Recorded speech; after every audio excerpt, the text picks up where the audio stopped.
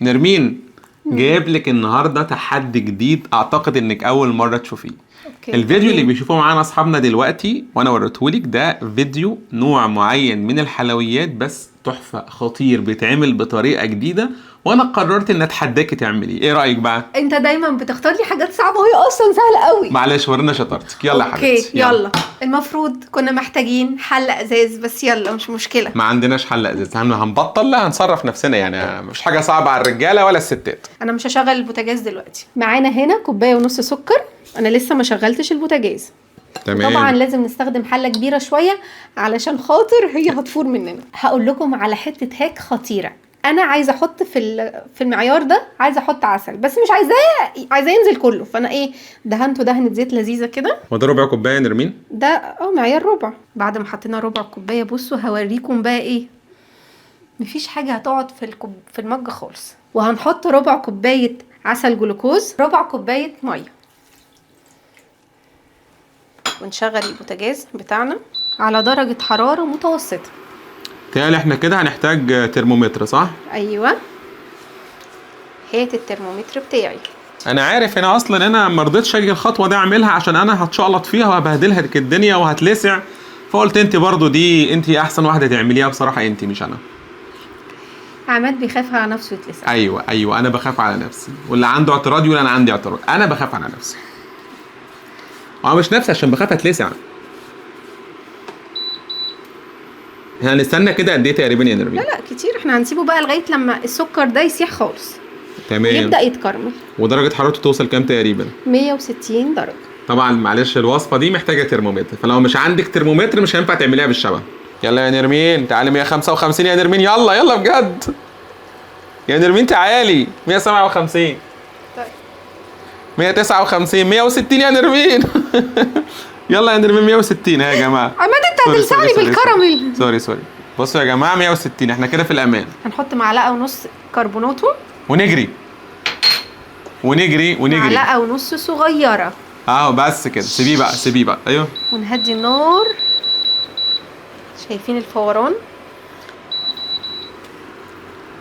واو. طب انت هتقلبي ليه؟ ما تسيبيه فور عشان ما ينزلش. نهدي النار على الاخر بس وسيبيه بقى. لا هو خلاص انا هطفي عليه خلاص. هما سابوه، قالوا سيبوه ولا سيبوه؟ لا هيجمد مننا. لا مش هيجمد. لا خلاص اطفي. يا سلام.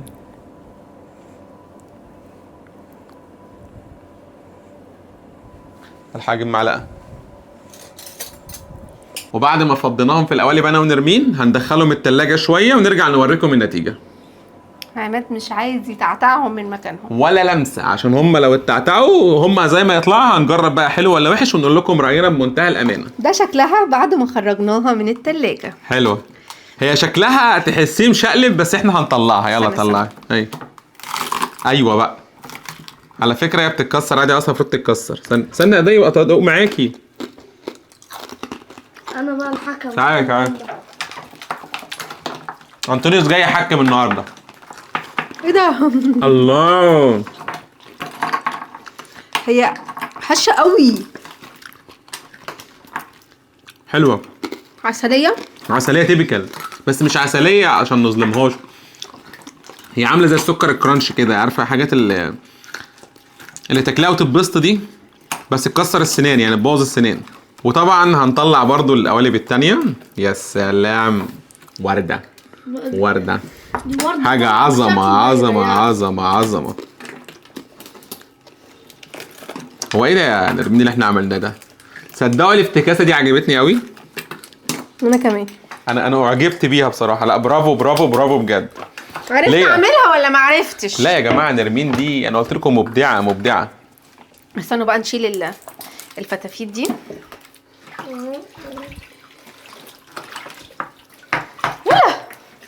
عماد عارف لعبة الحبار؟ نرمين انترناشونال. ابويا دلوقتي قاعد بيتفرج على لعبة الحبار دلوقتي.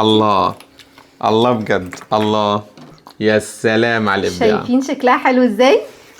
ابداع ابداع ابداع. انا شقيت في الفيديو ده بصراحه، انا عماد شقيت. توته في ايه؟ اصبر ثواني. اكسر لنا واحده كده، شوف هتتكسر ولا لا. هكسر لك واحده. بس حاسب مش ناقصين كلنا نتبهدل. بصوا، هي طبعا تكسيرها مش صعب ولا واو. بصوا يا جماعه، بصوا العظمه رائعه. لا انا ما اقدرش اكسر. انا كسرت لك حته. خد دوق يا توت، امسك. انا تعالوا ندوق كده مع بعض ونشوف الكرانشي. دوقه جماعيه. كرانشي كس.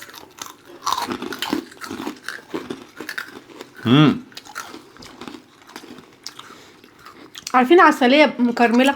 هي عسليه فعلا، بس عسليه مكرمله. الكرمله فيها سنه زياده وهشه جدا. يعني مش مدملكه، هشه. رايك ايه يا توته فيها؟ يعني شوف هي كرانشي كويسة، يعني هي طعمها بس زايد عن اللزوم. ماما بتحاول تطلع صحتها كويسه. خدي، ممكن تكسري دي.